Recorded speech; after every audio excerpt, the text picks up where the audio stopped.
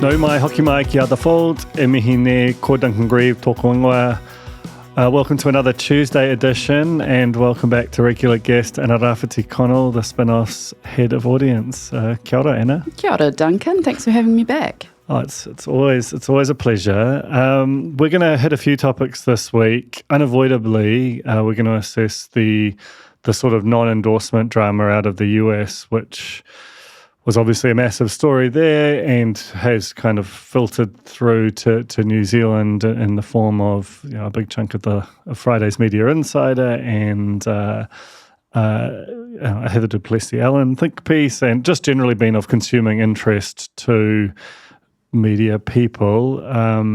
And Anna, I think you've got something to say about the way that it sort of interacts with the whole kind of podcast election theory. Yeah. Well, I think, so the lack of endorsement, it's not something New Zealand media does, but it's expected of kind of the big legacy media outlets in the States. And it's kind of put, I think, accidentally, it's thrown the relevance of legacy media and the endorsement into kind of stark relief amongst an election that is being called. We've had social media elections, or the social media election, for as long as I can imagine, but this one is being called in America the podcast election. So we will get into that because I find all this stuff incredibly interesting. We'll briefly touch on the decision of One News to keep its website, which has been hailed by some as a kind of victory for common sense kind of thing. And we're going to talk about three stories about smaller publications, which all arrived in a row last week, about Crux, New Zealand Geographic, and Caffeine, all of whom have been guests on The Fold in various capacities, which all kind of announced things which can be read as kind of existential to we're quite scared. And we might talk a bit about sort of some personnel changes at senior level and stuff. But let's get into this Washington Post non-endorsement. Where did you first? Have you read Bezos's piece, sort of justifying it? And what did you sort of make of that in and of itself before we discuss all the wider ramifications? Look, I think there is a fair sort of very large, I guess, idealistic point of view that he's kind of making there around, the need to not be seen as bias. I think, unfortunately, I guess what I don't understand is if it wasn't some capitulation, say, as many are suggesting by the sort of billionaire interest group in America, why leave it so late? Why? Because they made the call really late in the piece not to do an endorsement. And of course, bits and pieces have leaked out, which is essentially like, well, Bezos is the one that quashed it. And it just introduces all these questions about the interests of, I guess the tension between like publisher and owner. Yeah. Can't imagine what that's like. In a world where we like to believe, particularly for publications like the Washington Post. I first came across it when I was looking on Twitter. Oh my God, you still do that? I know, occasionally I do still do this. And it sort of jumped out at me because essentially everybody was quoting that incredible sort of highfalutin strapline of theirs, democracy dies in the darkness. And which I think was chosen by Bezos. Yeah, and then kind of weaponizing it against the Washington Post and Bezos for this decision, right? I think, and we can get into the kind of New Zealand angle and response, but I think I actually really agree with what Heather du Plessis-Allen has said. I do too, which is, not always the case. But I mean, so she wrote this piece for the Herald on Sunday, basically arguing that this is pointless. Every publication has a lean to it. Every journalist has a lean to them.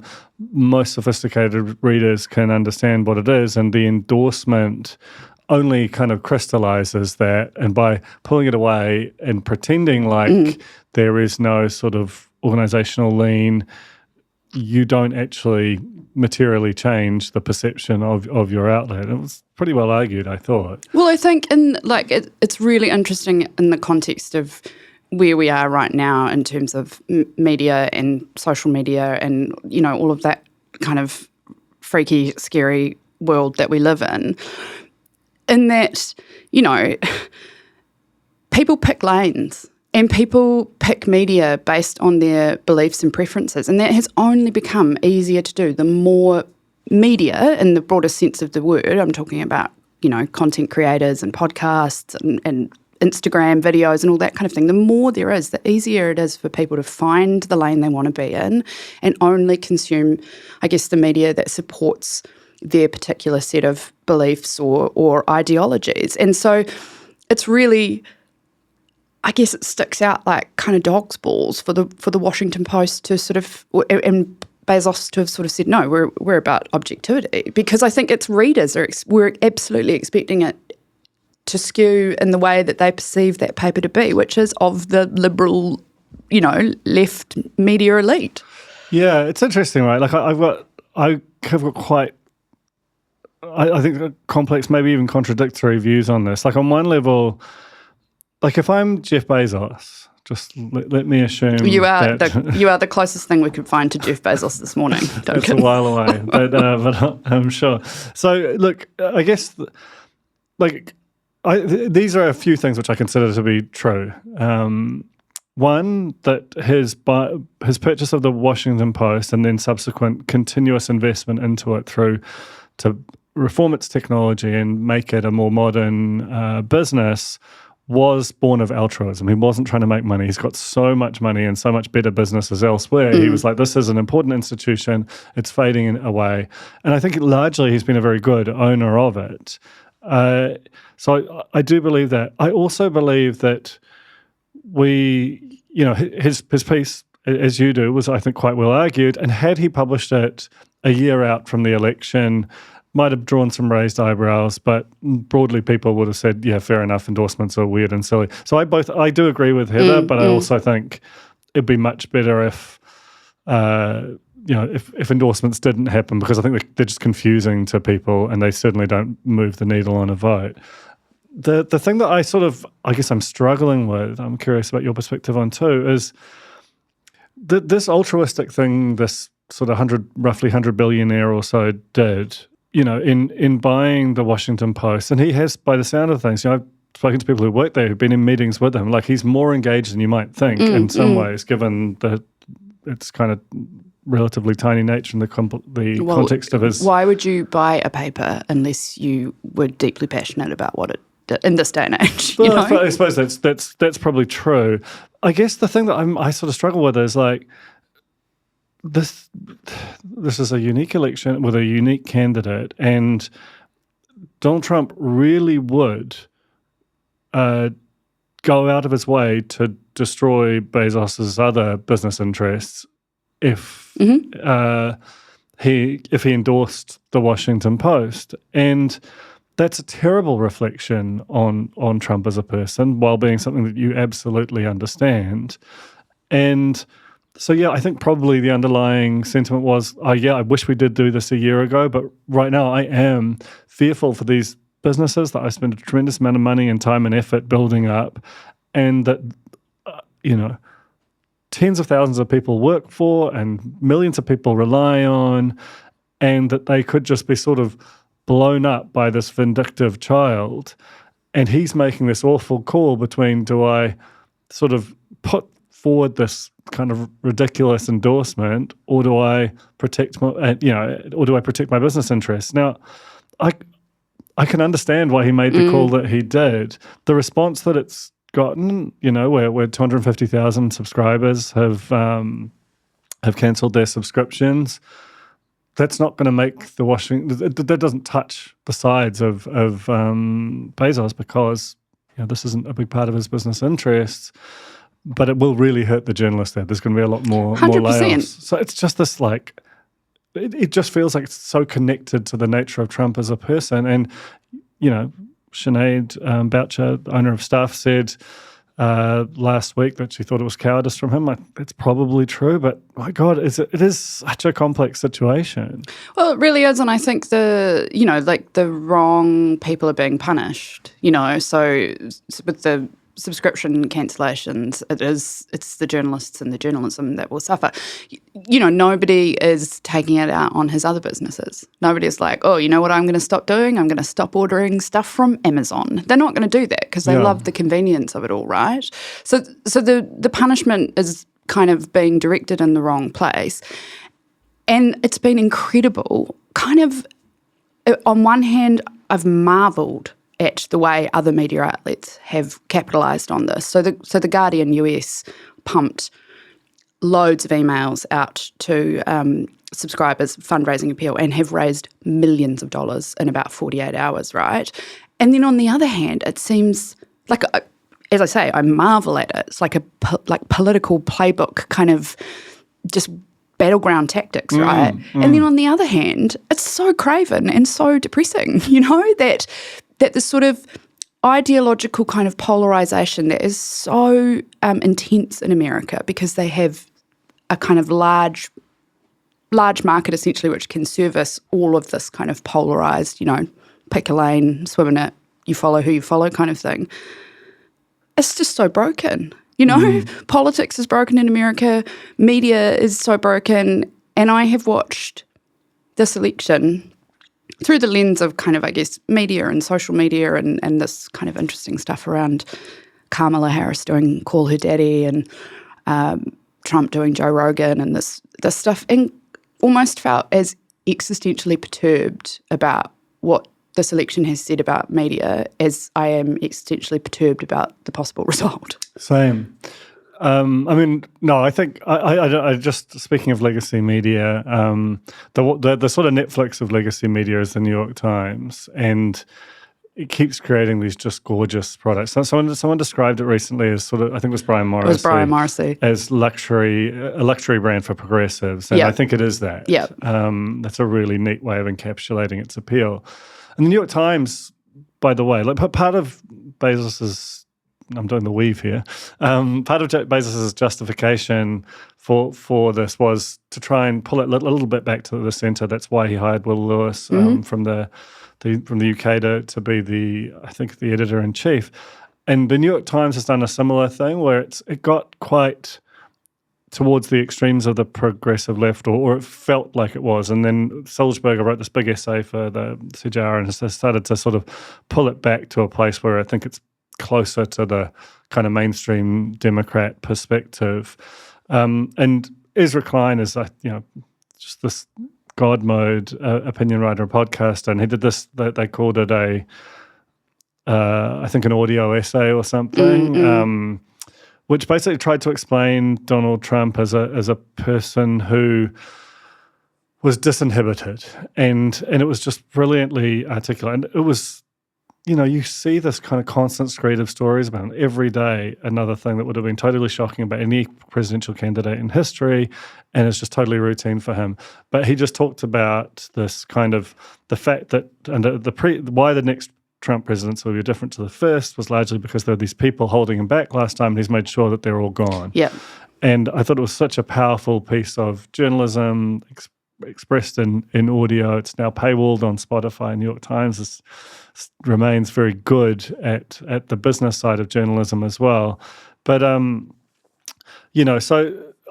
where am I going with this? I guess it just sort of feels to me, and I think this is what you're getting at, that this was the definitive election where the legacy media, of which we're a part, lost its hold on politics. And that essay, which was, I'm sure, a wildly popular thing for the New York Times, was nonetheless, I think after 3 days, Trump's appearance on Joe Rogan was at 35 million views. Now, some of those will be outside the US, but fundamentally, you just get a sense of the scale of, attention that is attracted by this kind of Wild West sort of information space versus the legacy one. And it feels like we know.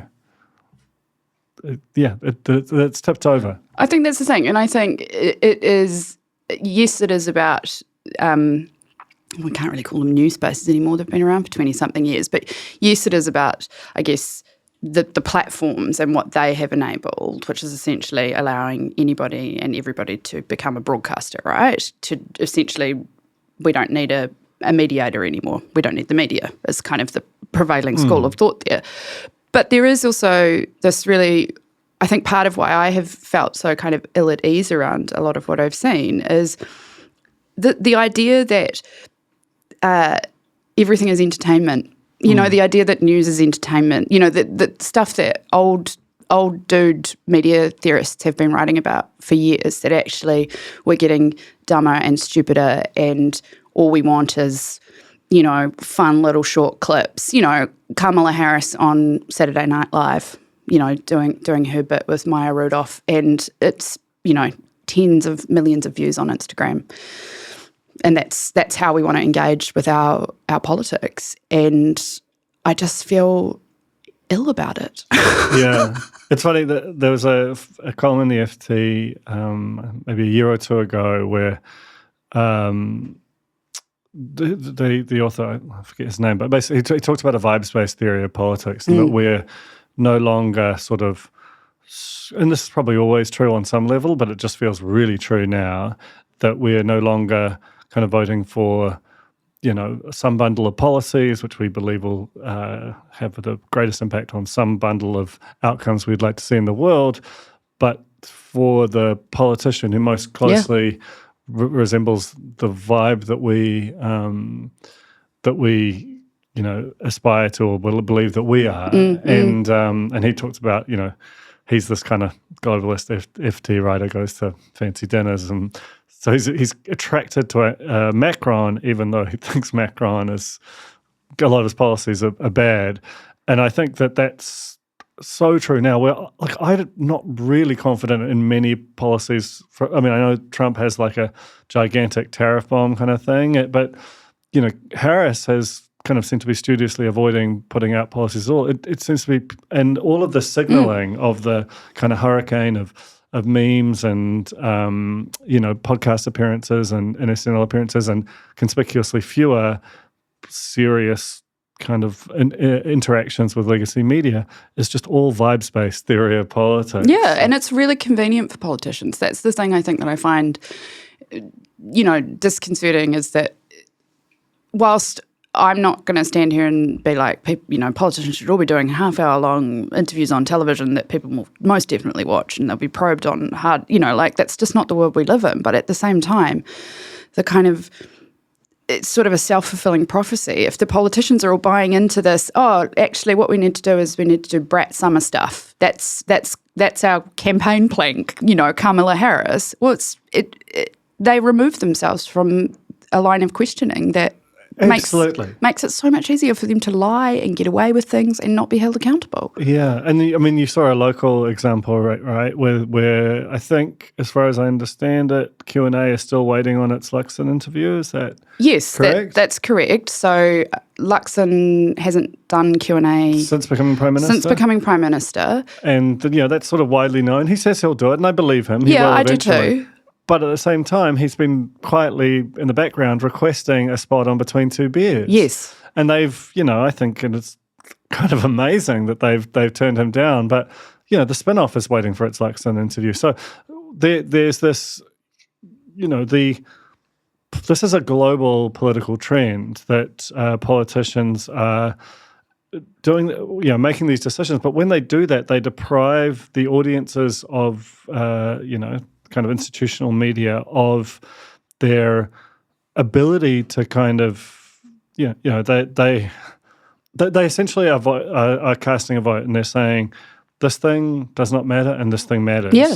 And the audience isn't stupid. They're gonna hear that. So, you know, and the thing that matters is winning the election. The thing that matters is maintaining power. The thing that doesn't matter is making the lives of the people that you know you say you are representing better. Yeah, it's all social media.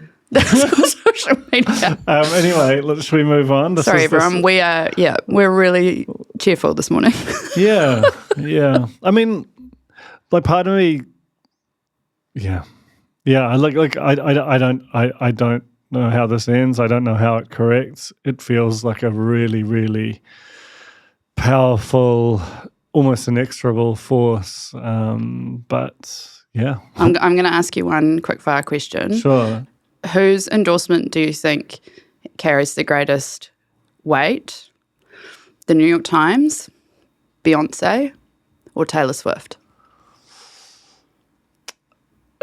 Yeah, I'm going to say Taylor Swift, just because Beyonce represents a constituency that's already highly likely to vote for Kamala Harris, whereas Taylor Swift, because she's got, because of where she's from, the kinds of music she grew up playing,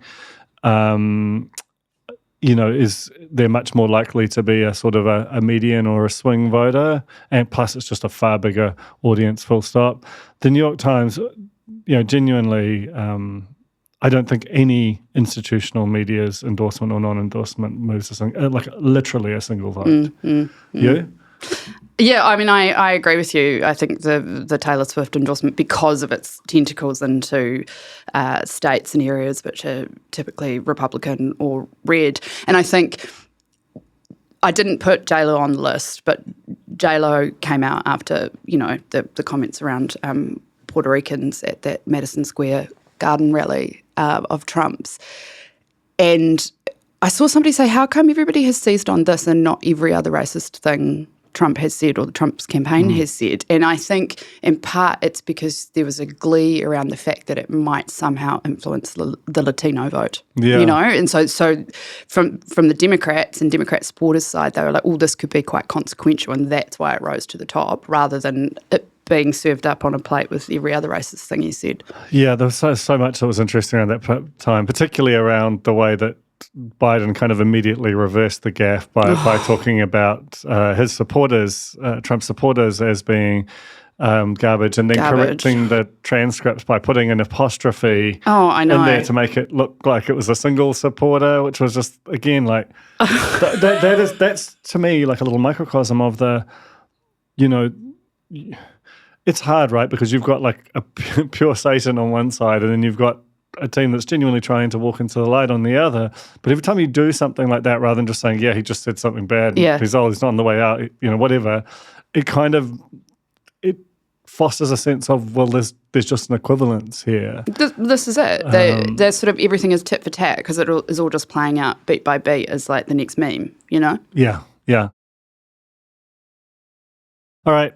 One News is going to keep its website, albeit sort of scaled back somewhat. This was a proposal that I think it was maybe 3 weeks ago came out. The idea that it would get rid of One News as a website and would put a lot more news and effort into news on just TVNZ Plus as being its everything platform. Where did I was sort of on the record as saying that I thought that it was a brave and sort of sensible decision. I still believe that, and yeah, I'm curious about what your sort of take on the reversal is. I mean, I thought the call at the time was very strategically sound. So the one where we're talking about the true digital future of TVNZ, which is as a streaming platform, essentially. And I thought, the comments that you and Glenn made around it at the time in terms of its position against, the other big news players' websites, it seems odd that they have this, number one news kind of channel and program, and then a website that really struggles to crack into the top three most of the time. On the other hand, I was a bit like, I was trying to figure out the sort of the discoverability stuff around streaming platforms. Like Netflix doesn't really need search engine optimization. I mean, it's got it, but people it's a portal and you just go there. And I suppose I wasn't sure about like the trail of breadcrumbs that needed to be laid to get people to switch from sort of quite entrenched search behaviour around finding out what's going on, to going, oh, I know what I'll do. I'll go to the TVNZ Plus app because they'll be having the breaking news.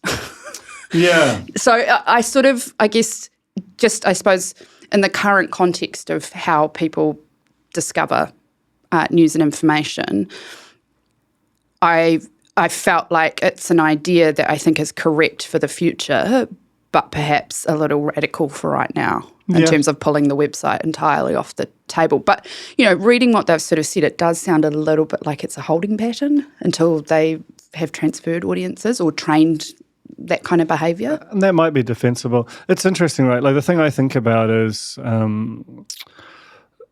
there's two things. One is, could you achieve the same sort of, like is the function of onenews.co.nz to be a profit centre and a behaviour unto itself for TVNZ, or is it supposed to be a promotional service for the profitable behaviour, which is watching One News either on linear or on TVNZ Plus? I think right now, given what it costs versus what it brings in and how likely you are to be able to close that gap, you can only say that it's the latter. Yeah. And on that basis, what evidence they have that makes them believe that either a One News 6 p.m. or TVNZ Plus viewer is more likely to be brand loyal to One News as a text-based throughout the day news source? Don't know. And because my experience, most people are fairly omnivorous with their digital news viewing.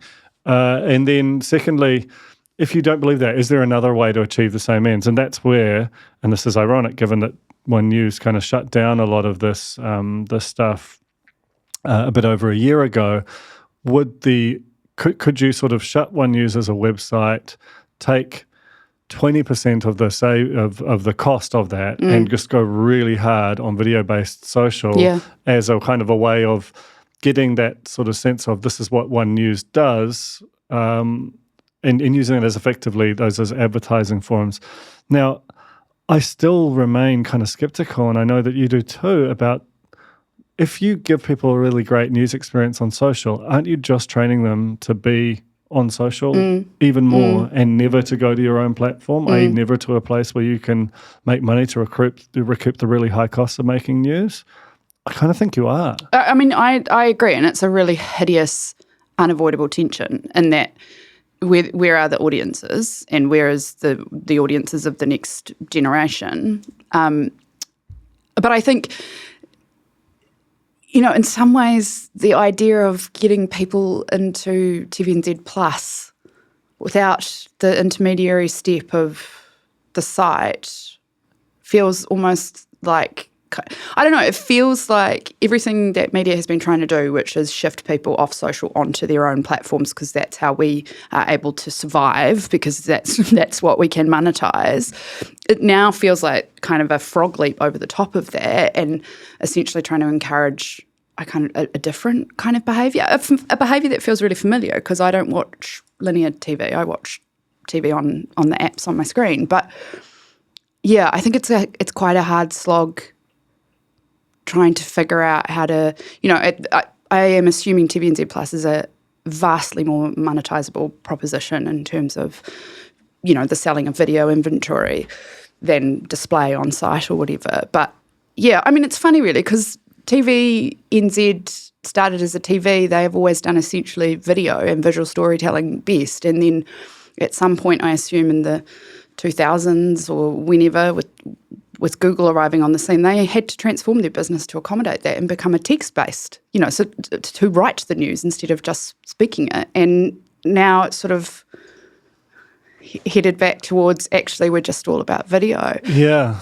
it's interesting, right? I mean, part of me thinks that is the problem actually that it's mostly like a dude in a suit telling you the news and then they'll throw to someone, which is like a lady in a fancy dress or another dude in a suit, like that maybe some of the sort of formality that feels really natural on a linear TV set feels alien in these other contexts. Yeah, and totally. That some kind of, not that you just want someone in Converse with their feet up on the desk, just kind of like, dude, that's a big story. I don't know how you do Lads. this. Lads, you won't believe this. Yeah, and you maybe choose your choose your sort of different vibes-based newsreader. But there's something, maybe that was the TVNZ Plus thing is actually an opportunity for them to just play a little bit in terms of the style that the information's transmitted, because you do see, a massive amount of news discussion on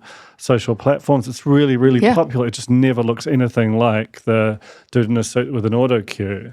No, I mean, you can't just take the broadcast and chuck it on YouTube or cut it up into bits and put it on Instagram. They're going to have, just as you have to think differently about content in a social media environment. Oh, I just called the news content. I mean, it is, right? Look, I'm on the record as saying content is fine. Okay. We don't have another word that actually uses it. Let's just stop all-encompassing. apologising. Okay, that's fine, right? Content. You've heard it here 5 times now, but it's fine.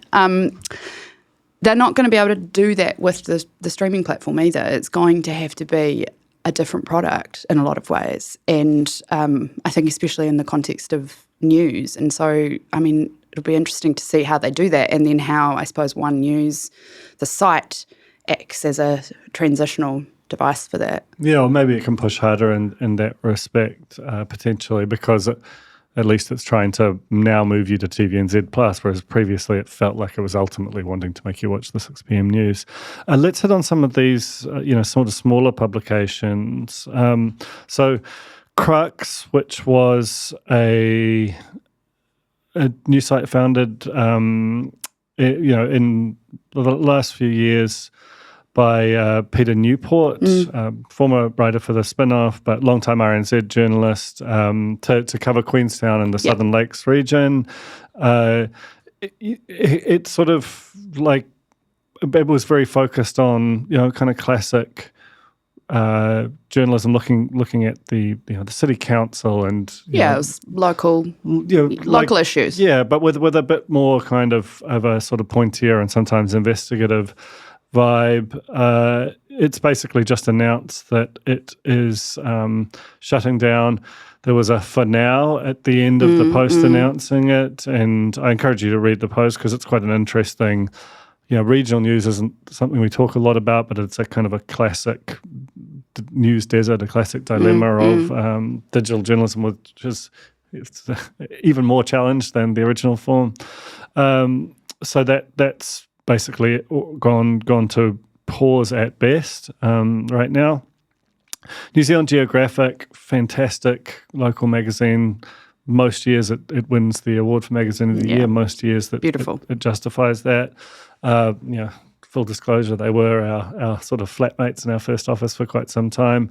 They basically said 2 things, which were both quite shocking. One is that they have nearly I think it's 8,000 subs across various formats. I was like, that's a lot. Well done. And they're like, we need 10,000 to survive. Yeah. And I admire James Frankham, the publisher, for making that public. And he said that they're going to have a greater degree of transparency in future. New Zealand Geographic has really held the line on quality. It's paid its freelancers well. It's paid photographers well. Yeah. It's just a beautifully made product. And it almost feels like James is saying, I don't want to stop doing that or slowly diminish it. I'd almost rather die than compromise on those values. So he's written a piece about that. And then finally, Caffeine, who I think I had on the podcast about a year ago. It's a new publication focused on sort of tech and startups, which has come from James Herman, who's also recently been on the podcast, who's involved in sort of brand strategy and venture capital and so on as well. But, I thought it was a beautifully designed and conceived product, but they basically have said we're going to sort of, they went on to Substack about 6 months ago, and they're now going to a largely paywalled product. And it's just it's quite but taken together, the 3 of them arriving within a few days of one another as announcements feel like they're quite a loud alarm signaling about the state of the kind of, I guess it's not necessarily niche media, but it's not the kind of the big shops that they're sort of starting to feel it really, really hard. Yeah, I mean, I think because Crux have also gone onto Substack, and so that is what they are going to do. So they're not going to publish to their site anymore, which is by and large, or has been, free to read. They moved on to Substack a wee while ago, and that is behind a paywall, right? It is that awful tension of, local or regional or kind of niche specific media needing to find a kind of scale that means they can kind of compete around reach and therefore be viable for advertisers so they can keep what they're doing, particularly something like Crux, which has a real service journalism component to it. And then having to put up a paywall, which reduces the audience. And is there a market? Is the scale of the market in New Zealand large enough for people to have multiple, news media subscriptions? I don't know. I mean, I think, and that's, if you actually think about it, that's also part of the issue with New Zealand Geographic and Caffeine, in that they're probably not going to be anyone's only subscription.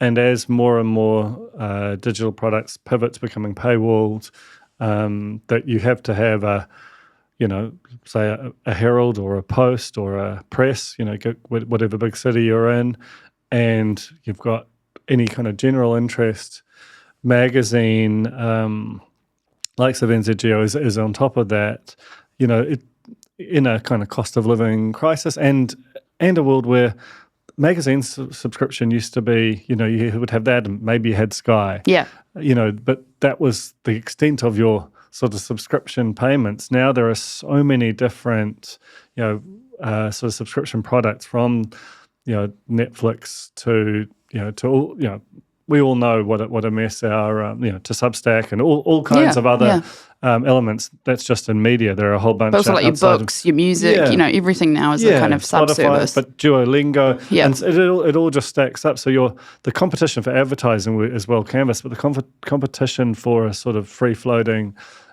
subscription dollar is too. So it's just a really, really tricky and kind of heart-rending situation because, I think all of those publications were, they're trying really hard. They've identified an area. They have, they're different ages and stages, and I'm not trying to kind of draw an equivalence between them, but it speaks to just how difficult the sort of subscale media situation is, which used to be you could run a specialist publication forever. They were often reasonably profitable on a margin basis. You had an audience that wanted to know about, fashion or fishing, architecture, anything. Yeah. You had advertisers who wanted to reach that audience. You had an audience who was willing to pay, and that was the whole game. And it just that's broken now, and we're starting to see it more and more. The bad thing is that and I'm segueing here into this other story, is that the big end of town doesn't feel like it's a solved problem by any means. And staff have now, after losing their CEO a couple of months ago, have lost their head of commercial, Matt Headland, who has gone to a new role at MediaWorks, running Rover, the sort of the streaming radio platform. So what's interesting about this is, that's, if we look sort of 6 months ago, Stuff was making this big, excited announcement, this biggest, boldest, bravest bet to take over the production of 3 News, the formerly known as News Hub at 6 p.m. And it had Laura Maxwell as CEO, and it had these 3 division heads underneath, and it was this kind of, it was almost the most exciting story in media.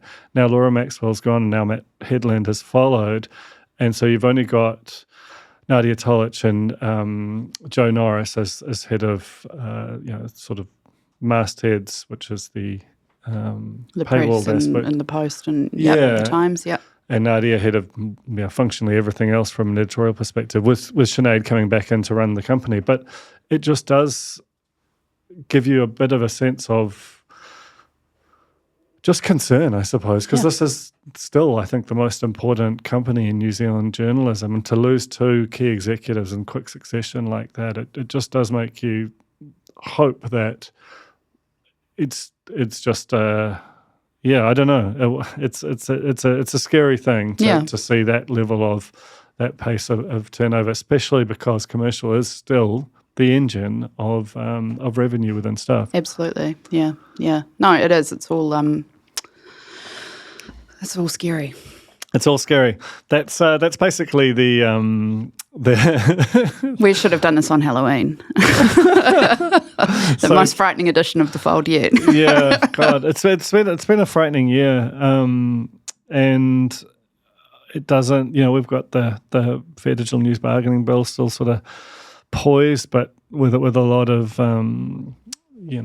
uncertainty around it. It's anyone working in any aspect of media now who's listening to this kind of knows what's up, but it's a really tricky time. So stay safe out there. Anna, thank you so much for joining me today, and Te here for recording.